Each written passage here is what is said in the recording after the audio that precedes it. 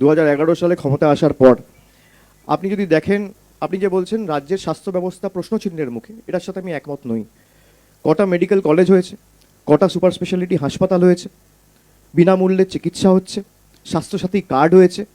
এবং এই যে Swasthya Sathi card, no questions asked, কেন্দ্র সরকারের যে প্রকল্প আয়ুষ্মান ভারত, যেখানে একাধিক শর্ত রয়েছে। আপনার হাতে মোবাইল ফোন থাকলে, স্মার্টফোন থাকলে আপনি আয়ুষ্মান ভারত পাবেন না।